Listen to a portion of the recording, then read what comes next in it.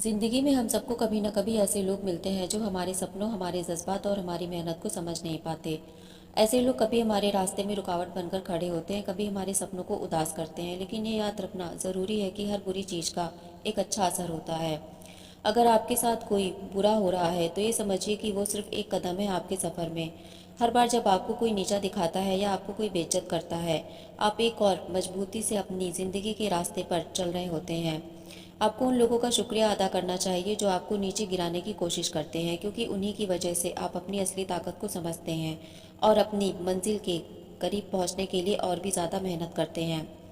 अगर कोई आपके साथ कुछ बुरा कर रहा है तो ये आपकी स्वयं की क्षमता को परखने का तरीका हो सकता है।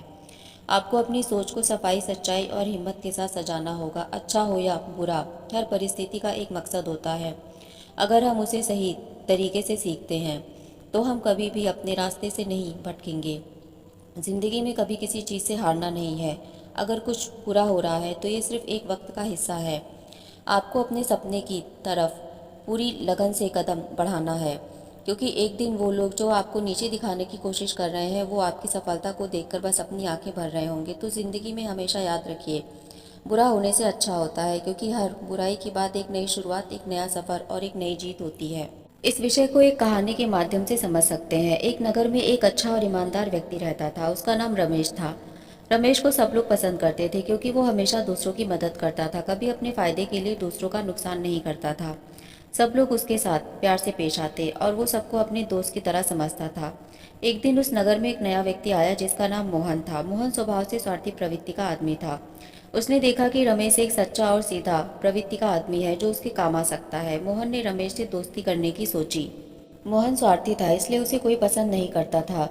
रमेश मोहन के मतलबी इरादों को नहीं जानता था। उसने भी मोहन से दोस्ती कर ली और बाद में दोनों मिलकर एक व्यापार करने लगे। रमेश के अच्छे और सरल व्यवहार के कारण लोग रमेश को पसंद करते थे और जल्दी ही उसके बर्ताव और व्यवहार से उनका व्यापार भी तरक्की करने लगा। और रमेश से जुड़ने के कारण लोग मोहन को भी जानने लगे।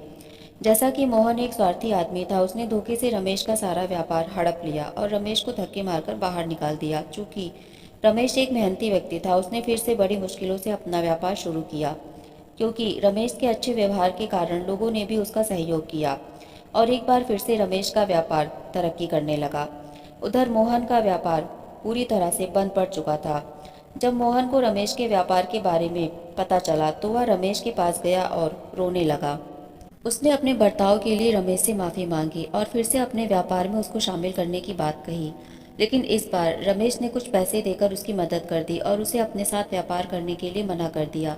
मोहन को समझ में आया कि जिसमें सच्चाई और ईमानदारी होती है उसका सफ़र कभी भी बेकार नहीं जाता। रमेश ने मोहन से कहा, अगर तुम सच में अपनी ज़िंदगी में सुधार लाना चाहते हो तो अपने गलत कामों को सुधारो। ज़िंदगी में हमेशा अच्छे लोगों के साथ रहना, क्योंकि वो तुम्हें सही रास्ता दिखाते हैं। अतः आप जब अच्छे होते हैं तो कभी कभी उनके साथ बुरा इसलिए होता है क्योंकि दूसरे लोग उनकी ईमानदारी और प्यार का फ़ायदा उठाते हैं। लेकिन अच्छे लोग कभी भी अपनी सच्चाई को नहीं खोते। उनका सफ़र अपने आप में एक मिसाल बन जाता है। भगवान श्री कृष्ण ने गीता में कहा है, अच्छे कर्मों का फल कभी भी बुरा नहीं हो सकता। जब इंसान अपने कर्मों में सच्चाई, ईमानदारी और समर्पण रखता है तो उसे किसी भी परिस्थिति में परेशान होने की ज़रूरत नहीं। भगवान श्री कृष्ण ने अर्जुन से कहा था, तुम केवल अपना कर्म करो, फल की चिंता मत करो। कभी कभी लोग सोचते हैं कि उन्होंने जो अच्छे काम किए उनका परिणाम बुरा क्यों आया। भगवान श्री कृष्ण ने इस पर कहा है कि जीवन में अच्छे कर्मों के परिणाम जरूर आते हैं, लेकिन हमें उनका फल हमेशा अपनी समझ से नहीं देखना चाहिए।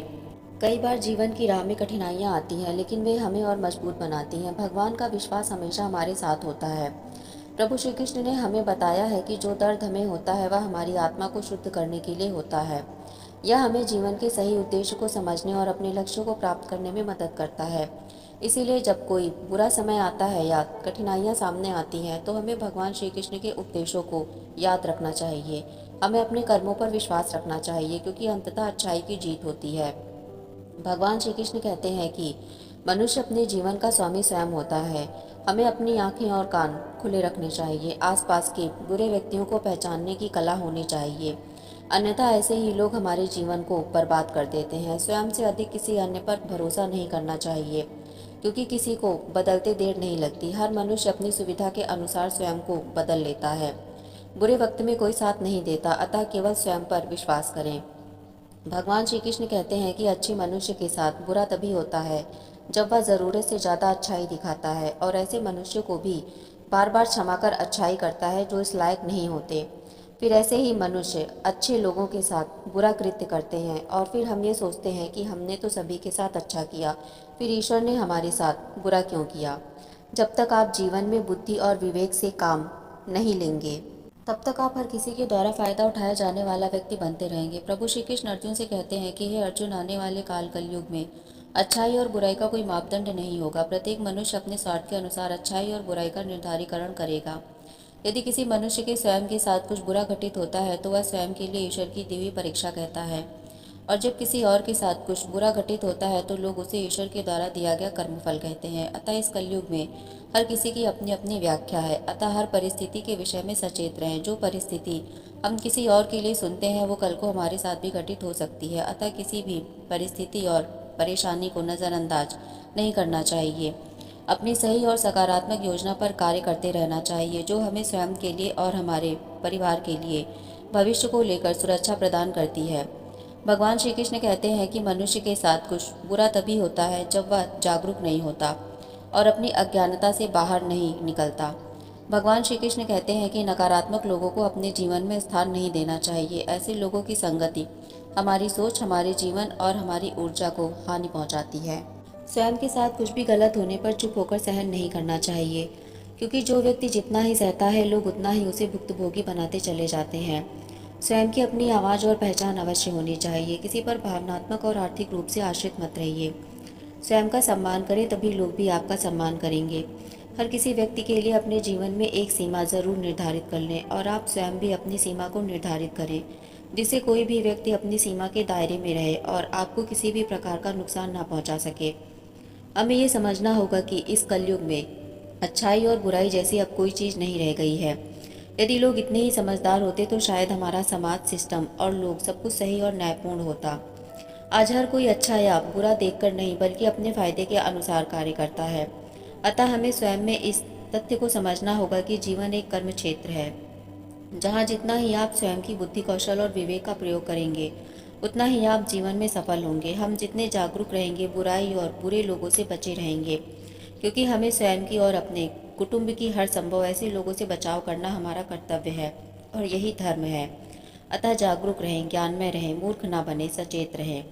चैनल को सब्सक्राइब और वीडियो को लाइक शेयर करना ना भूलें। मिलते हैं अगली वीडियो में एक और विचारधारा के साथ। तब तक के लिए राधे राधे।